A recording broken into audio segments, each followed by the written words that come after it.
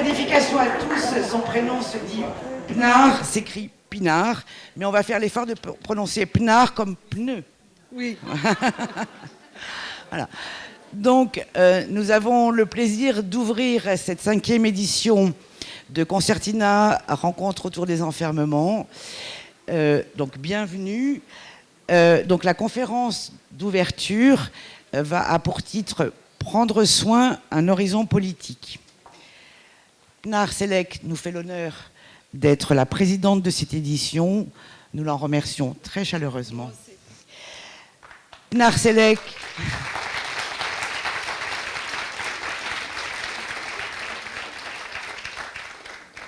Pnard Selek a vécu en Turquie, vit actuellement en France. Elle est sociologue et écrivaine. Pnard ancre son savoir dans l'expérience et affirme que la pratique est la base de la théorie. Juste pour finir cette toute petite introduction, je me permets de vous lire une phrase de son ouvrage « Parce qu'ils sont arméniens ». Je lis cette phrase que je trouve, à titre personnel, très magnifique. « Ignorer l'histoire dans laquelle on vit, la lutte désespérée de ses voisins, vous rend superficiel, et cette indifférence laisse la porte ouverte à la brutalité.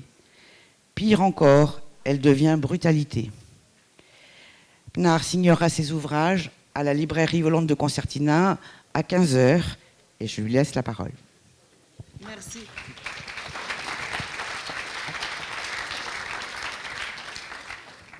Bonjour les amis, bonjour.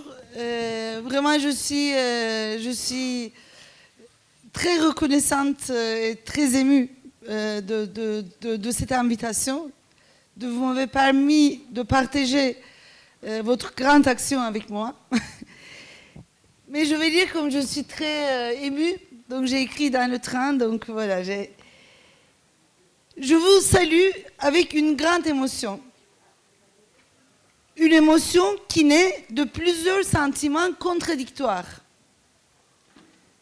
L'enchantement de la rencontre et de partage, la joie de retrouver en France une lutte qui m'est chère contre les politiques carcérales, mais aussi la colère et l'indignation face aux crimes de guerre pilotés par le grand pouvoir criminel qui, dans l'impunité totale, se permettent de tuer, blesser, enfermer, déshumaniser. Il y a quelques jours, une partie de ces responsables des grands malheurs de la planète s'est réunie à La Haye pour organiser les crimes, affiner les outils de contrôle et d'enfermement. 2 jours plus tard, à Dieu le fit, commence notre réunion. Une rencontre festive portée par le désir de partage et de la réflexion collective.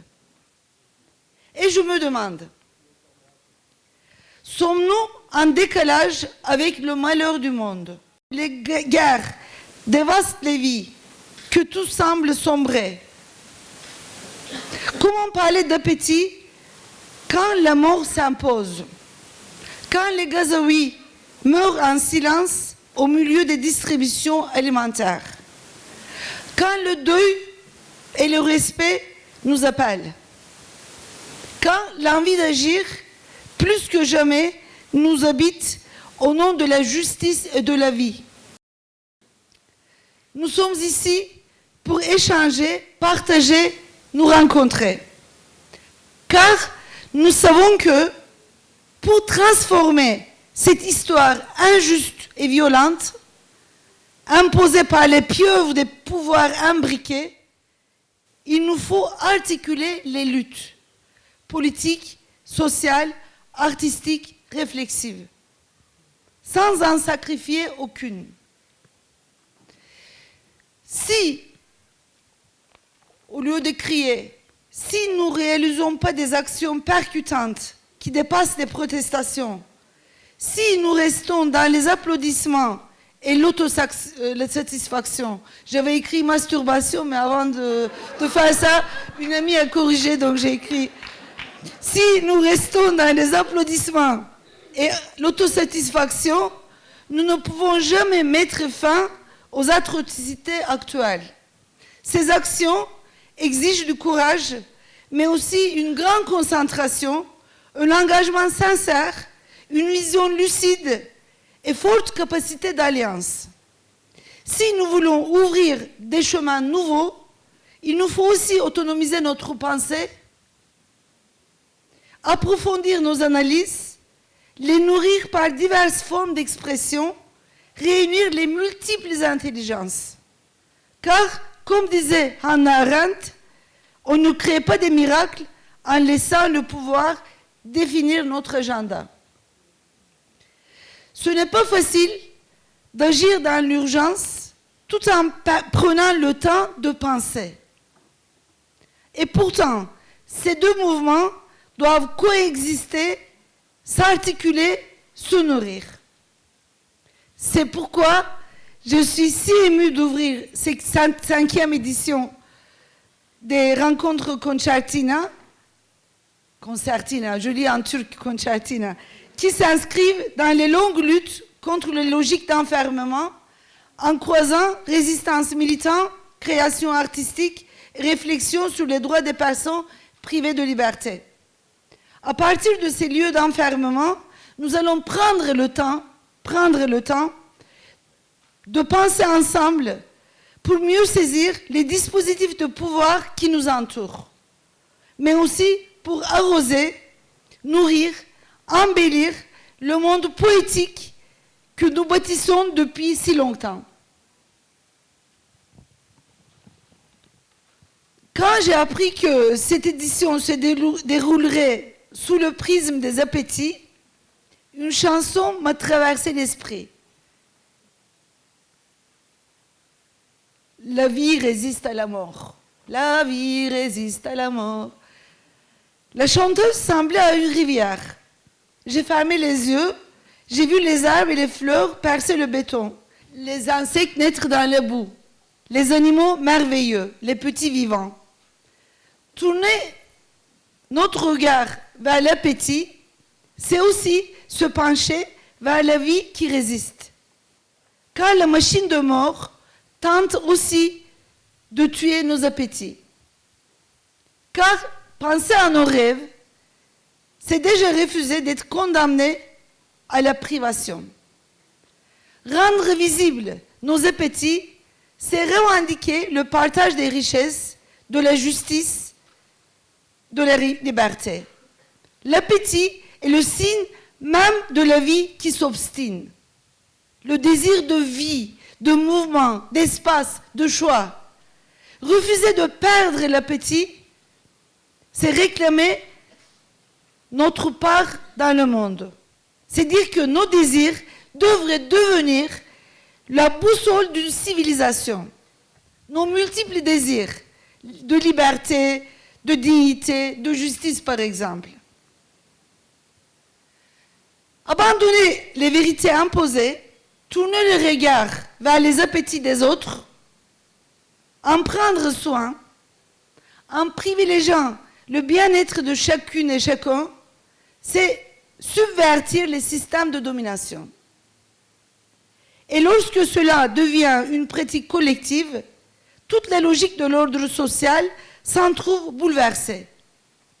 Une organisation politique et sociale fondée sur le soin de l'autre est un projet anticapitaliste, antiraciste, antipatriarcal, antivalidiste, un projet poétique.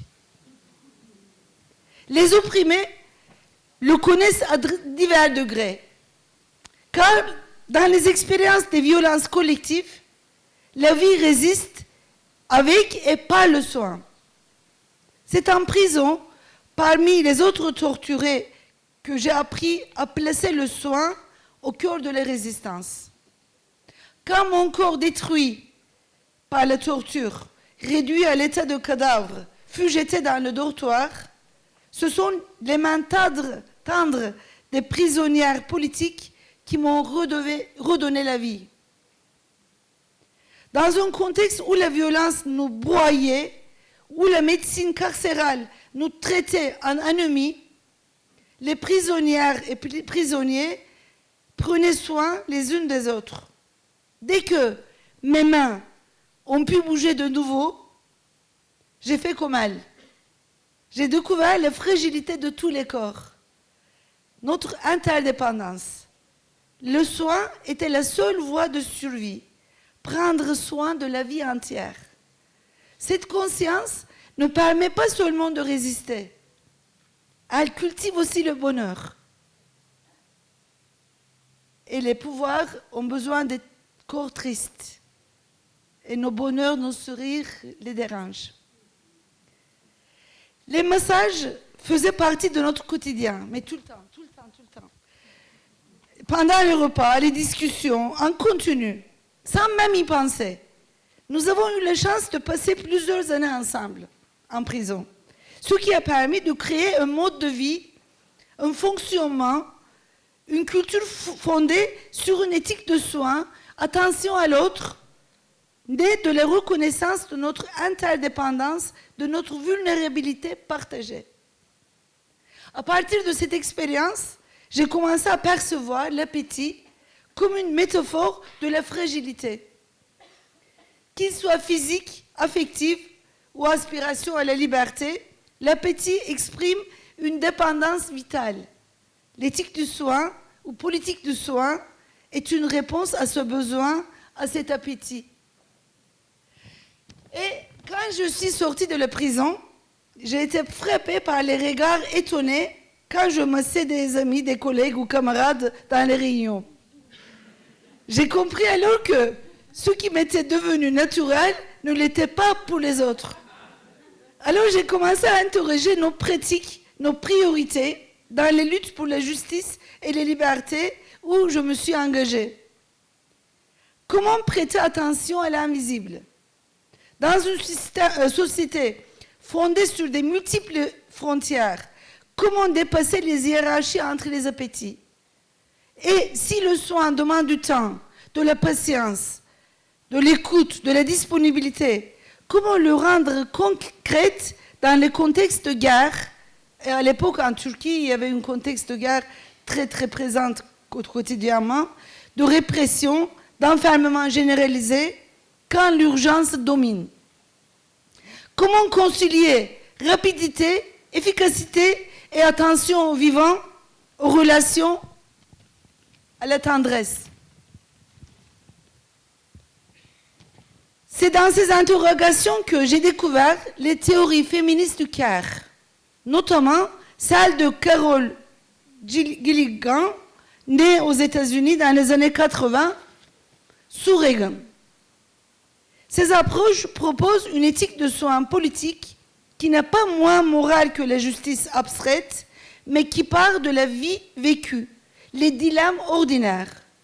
Une morale fondée non sur des principes abstraits, mais sur l'attention portée aux besoins concrets et aux relations interpersonnelles. Le soin devient ainsi un pilier pour repenser la justice, l'économie, la politique. Contre l'idéal libéral d'un individu autonome, l'éthique du soin privilège la sollicitude et l'attention à l'autre. J'ai utilisé ces outils pour avancer dans mes réflexions, mais aussi pour esquisser des réponses. Même si cette éthique naît des résistances des opprimés, ne pensons pas le soin uniquement depuis la blessure. Imaginons plutôt une vie où les soins préventifs se donnent sans attendre les demandes. Il devient alors un outil de transformation, un paradigme alternatif qui remet en cause l'individualisme compétitif des systèmes de pouvoir. Pour dépasser les modèles libéraux et patriarcaux qui dévalorisent le soin en le faisant peser sur les plus vulnérables, nous pouvons créer des systèmes de relations qui le revalorisent, généralisent et le placent au centre. Nous pouvons placer la dignité, l'interdépendance, la sollicitude, l'attention aux vulnérabilités au cœur de toute politique.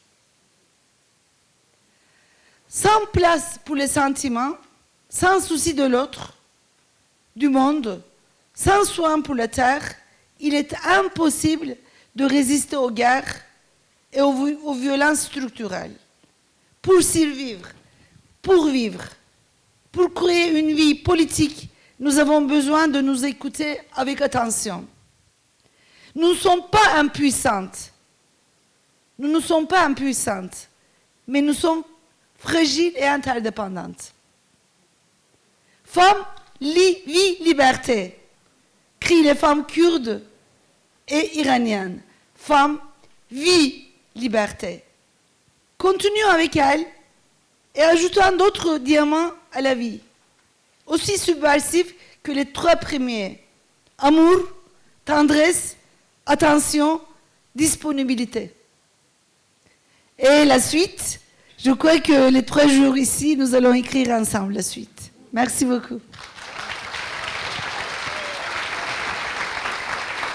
Ce qui m'a interrogée, c'est face à une situation violente, le pouvoir qui divise. Vous avez réussi visiblement avec tes co-détenus à créer l'union qui est la meilleure résistance à la division et au pouvoir donc. Et je me demande quand est-ce que, parce qu'il y a des tas de situations dans la vie quotidienne comme dans la vie historique où la division devient tellement, enfin le pouvoir devient tellement violent que la division est presque inévitable, où les gens ont l'impression qu'ils vont survivre en se divisant. Et on retourne à ce moment-là vers... et c'est pas condamnable parce que c'est très humain en même temps. Donc qu'est-ce qui fait que est-ce que vous avez repéré des moments où cette division s'installait, vous avez prévenu par l'union, ou est-ce que voilà, tu vois cette ligne de crête qui est en fait probablement entre la soumission extrême et la résistance extrême? Oui, merci pour la question. Si vous voulez, j'avais beaucoup de chance à l'époque parce que dans les prisons en Turquie, c'était encore les dortoirs. Maintenant, ils sont changés. Et ils nous ont massacrés. On a vécu des choses terribles. Et ils ont brûlé plein de gens, etc. Donc c'est une autre expérience. Mais dans les prisons, tous les quartiers politiques, donc ils ne mélangeaient pas avec les prisonnières de droit commun. Et les groupes étaient ensemble, les groupes politiques. Moi, j'ai décidé, comme j'étais accusée d'être terroriste dans le mouvement kurde, voilà, et donc moi, j'étais pas terroriste, mais voilà, comme j'étais accusée, ton accusation te permet d'être dans le dortoir, dans le quartier où il y a les Kurdes. Et moi, j'avais de la chance d'être avec les Kurdes, parce qu'il y avait plusieurs petits groupes dans d'autres quartiers, et c'était très militaire. C'était très violent aussi. Et moi, j'avais de la chance d'être entourée avec les femmes, beaucoup kurdes et qui ne parlent pas turc. Et des vieilles femmes qui ont une autre intelligence, qui ont leur village était brûlé, qui ont vécu beaucoup de choses et qui ont appris aussi dans ces violences du soin. Mais aussi, un jour, on aurait un autre moment, je vais vous raconter le grand conte de Shahmaran.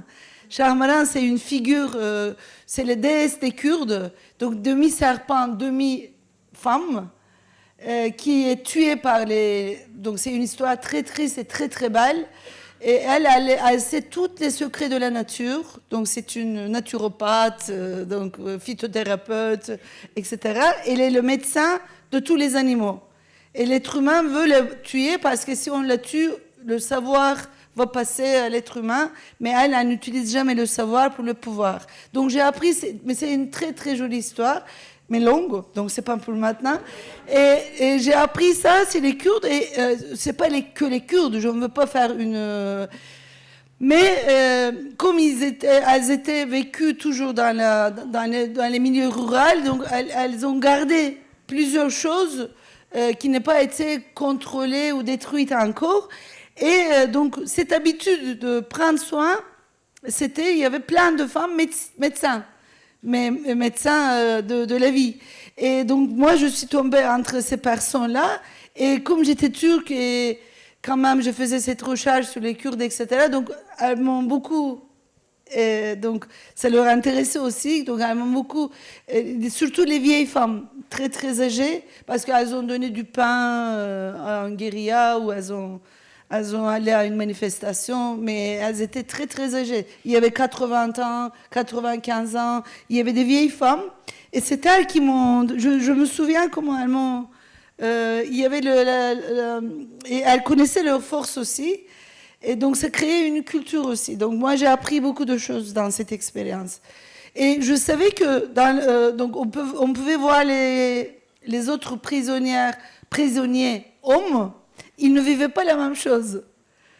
Parce que, même s'ils étaient kurdes aussi, mais ils étaient comme... tout le monde était fort, ils ne montraient pas leur fragilité, leur vulnérabilité, et ils n'avaient pas l'habitude de se masser tout le temps.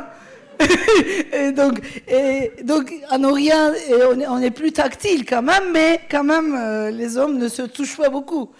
Voilà, donc nous, on était toujours dans les attouchements, on se faisait du bien tout le temps, mais les femmes sont habituées de faire ça.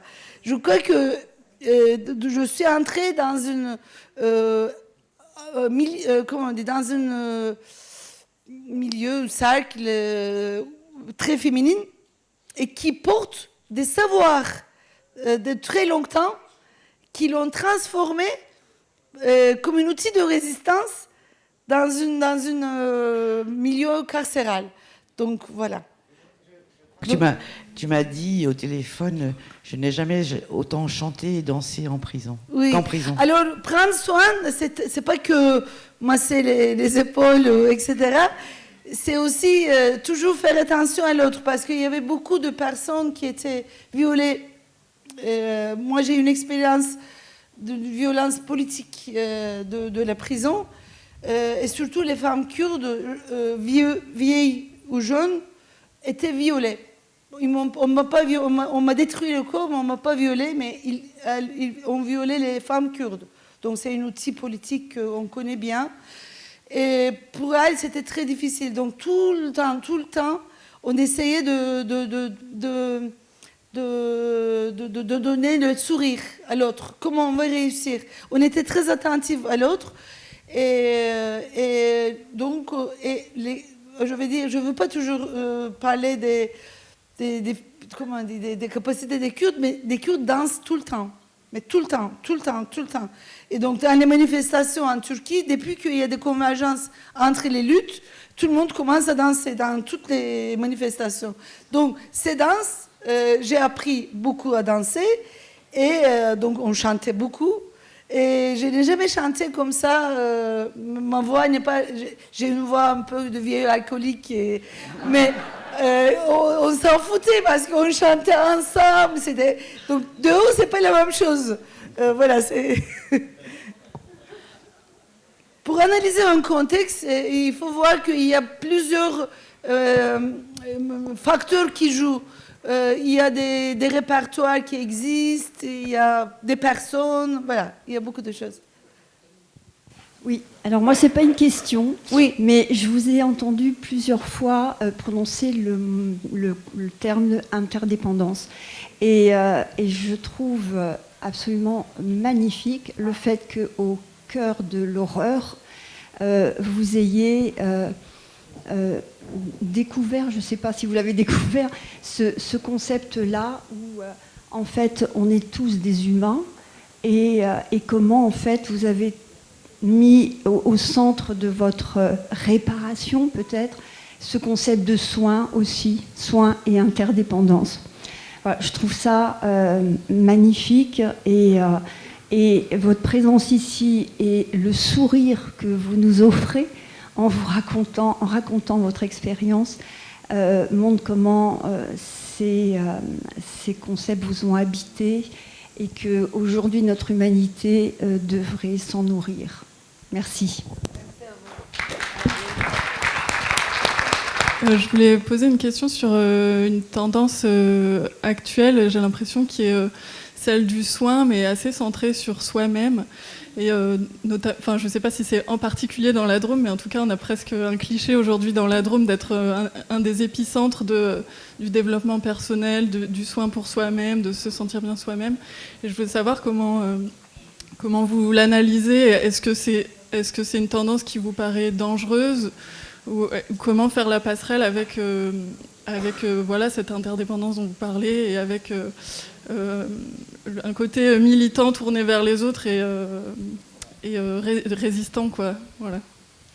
Merci pour cette question. Vous avez entendu? Donc, une fois,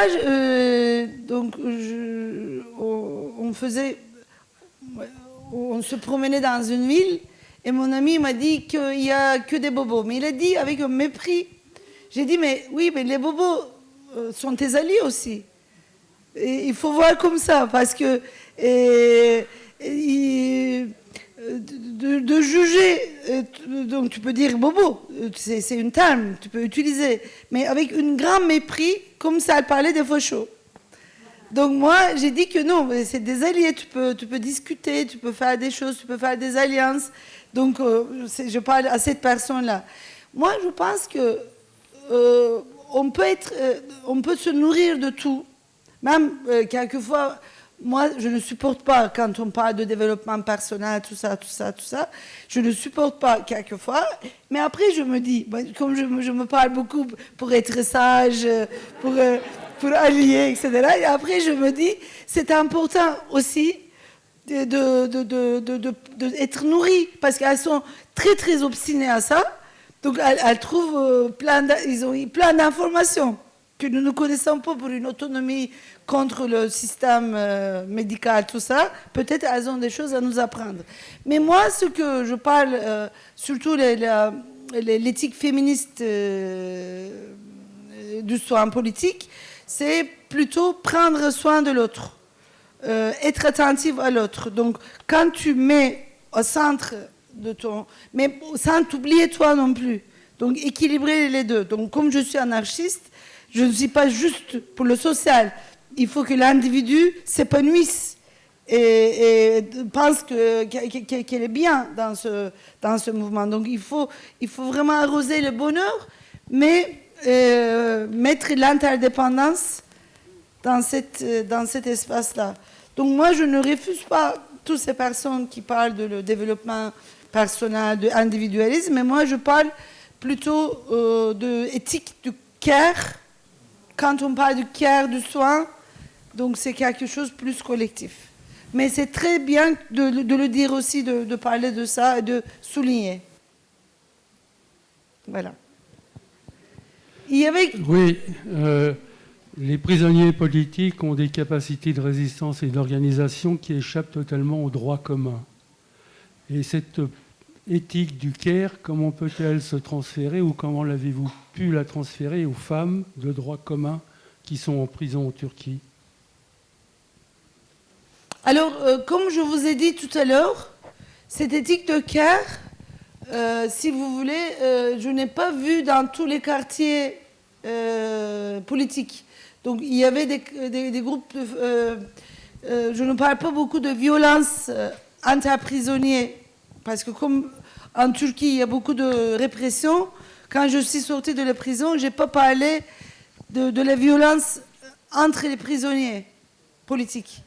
Ça dépend de quelle organisation. Il y a des organisations vraiment, parce que tu as parlé à la torture, il y a d'autres tortures dans la prison, etc. Et c'est les femmes aussi qui le font. Mais c'est des organisations... C'est vraiment... moi, j'avais de la chance, parce que le mouvement culte, ce n'est pas les cadres, c'est la population, comme un peu la Palestine. Il y a plein de monde. Et ce n'est pas les personnes qui sont dans les mouvements, mais pas des organisations vraiment politiques. Ce n'est pas des cadres idéologiques, etc. Moi, j'étais dans un espace où il y avait tout le monde. Donc ça, c'est très, très, très bien. Mais donc, ce n'est pas quelque chose qui est propre aux organisations politiques ni aux femmes. Et je vous ai dit, pour les Kurdes, même si eux aussi, les hommes, eux aussi, ils étaient très mixtes. Il n'y avait pas que des cadres, des vieux personnes, etc., il n'était pas comme ça. Moi, je l'ai vécu dans l'expérience des femmes kurdes politiques. Mais comme j'ai beaucoup d'amis, moi j'ai été très active avec les prostituées, avec d'autres en dehors de ces expériences. Et j'ai beaucoup d'amis qui... Je n'étais pas dans leur quartier, dans les prisons, mais j'ai beaucoup d'amis qui étaient dans les prisons. Et je sais que, prison ou dehors, je sais que dans ces milieux, quand même, il y a un savoir-faire des femmes dans les vulnérabilités. Il y a des soins. Mais en même temps, il y a des concurrences, il y a des violences, il y a le soin, il y a tout en même temps.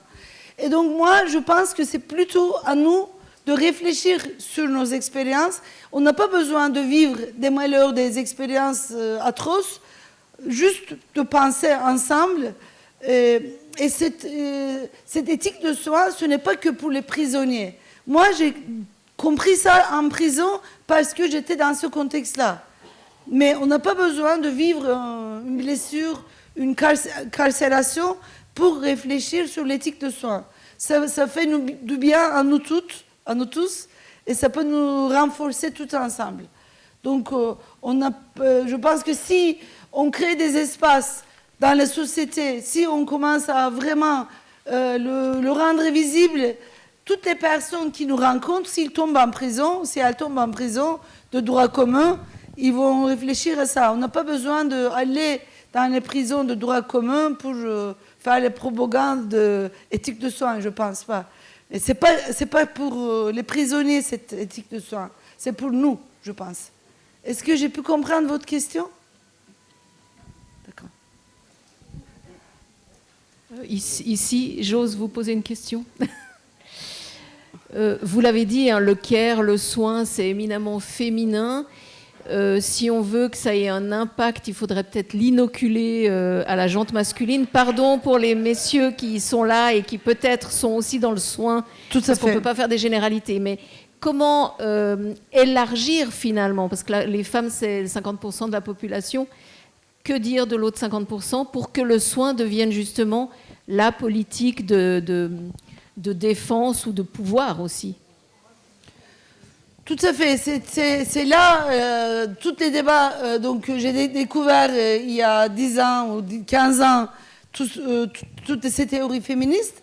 Et elle disait que c'est dans le système capitaliste, c'est déjà dévalorisant, donc c'est sur les épaules des femmes, donc c'est très connoté féminin. Donc cette réflexion qui n'est pas seulement pour les femmes, cette réflexion, cette proposition, comment on peut réfléchir l'éthique de soins comme un paradigme alternatif à tout ce qui se passe autour de nous. Donc comment on peut le mettre, par exemple, disons que je suis dans une association, je suis dans un parti politique, comment je vais vraiment... D'abord, il faut lire ces théories. Moi, je pense que c'est important de se nourrir de comment les autres ont pensé. Mais après, on n'a pas besoin de beaucoup lire. Donc, juste penser comment on va créer une politique, une revendication économique, une revendication politique qui parle de bien-être de l'autre, bien-être collectif et du bonheur ensemble. Donc, je pense que dès que nous commençons à prendre la parole et parler de ça, et peut-être diffuser plus ces idées, et je connais plein de garçons qui sont très, très motivés de réfléchir sur ces questions-là. Donc ça peut partir des expériences des opprimés, mais ça n'appartient pas aux opprimés de faire ça, je pense. Mais merci pour la précision. Il y avait un ami qui voulait prendre... Oui. Je me pose la question, comment un homme ou une femme peuvent devenir des monstres ou des assassins, vous qui les avez côtoyés, comment vous analysez ça? Dans mon dernier livre, Le chaudron militaire turc, dont je parle de ça. C'est-à-dire, une fois, ça commence, J'avais un très grand ami qui s'appelle Hrant Dink, c'était un Arménien. Et en Turquie, il y a beaucoup d'assassinats politiques, mais beaucoup. Et on ne sait pas qui est les... voilà. Après, on arrête quelques jeunes, etc. Mais on sait que c'est des décisions politiques. Et donc, lui, il a été tué 3 balles dans la tête en 2007. Donc, j'étais sortie de la prison. Et je ne peux pas vous raconter l'immense... il était visé par l'État depuis longtemps. Et ces 2 jeunes... loups gris, fachos, etc., ils ont revendiqué qu'ils l'ont tué. Et après, on les a vus dans la télévision. Ils avaient tué un Arménien, donc ils étaient comme un héros. Ils faisaient comme ça, ils faisaient soit attentive, non, soit intelligent. Ils disaient comme ça en Turquie. Ils nous menaçaient tout. Et moi, quand j'ai vu dans la télé son corps, j'ai dit que je connaissais ce mec. Je connais quelque part. J'étais très active pour la défense des trans parce que les fascistes les attaquaient, ils brûlaient leurs maisons, etc. en Turquie. Et en même temps, en tant que femme, aussi les Arméniens, les Kurdes. J'ai dit peut-être je l'ai vu quelque part ce mec. Après, j'ai dit non. Moi, en tant que femme, je connais ce langage du corps. Et ça je connais. Et le lendemain, il y avait les enterrements. La funérailles. Et là, la compagne de Hrant a dit quelque chose qui m'a vraiment déterminée tout de suite. Donc elle a dit arrêtez les assassins, c'est pas ça la chose. Il faut vraiment sonder les ténèbres qui transforment un bébé en un assassin. Elle a dit ça. Et là, c'était comme un ordre. Comme elle m'a donné une ordre, parce qu'on est dans l'impuissance, qu'est-ce qu'on peut faire, etc., en dehors de participer à plein de manifestations, tout ça. Et donc, j'ai commencé à faire une recherche. C'est ma dernière recherche que j'ai faite. Et donc, j'ai beaucoup discuté avec Hannah Arendt, qui pose les mêmes questions aussi. Moi, je l'aime beaucoup, c'est ma copine. Donc, depuis, je discutais avec elle, et elle réfléchissait sur... Hashman, oui, et elle disait 3 choses. Elle disait, quand elle parle de la banalisation du mal, et elle disait que le conformisme, l'indifférence à l'autrui et l'absence de pensée peut rendre des personnes de différents degrés comme lui, Hashman. Et moi, avec ma recherche, j'ai fait un travail sur le service militaire et j'ai vraiment travaillé sur les hommes, et parce que c'est les hommes qui prennent ça. Et j'ai ajouté, j'ai dit, chère Anna, tu as raison, mais on peut ajouter le désir de pouvoir. Les petits désirs de pouvoir dans les viols de 2 minutes. Donc, j'ai fait un travail là-dessus. C'était ma dernière recherche. Après, j'ai dû quitter la Turquie. Mais après, j'ai repris... cette recherche, j'ai réfléchi sur les nouveaux dispositifs de néolibéralisme, etc. Donc, il y a beaucoup de choses à dire. Je ne peux pas vous répondre juste avec 2 choses, mais voilà. Et je suis vraiment très émue, encore et encore et encore. Merci.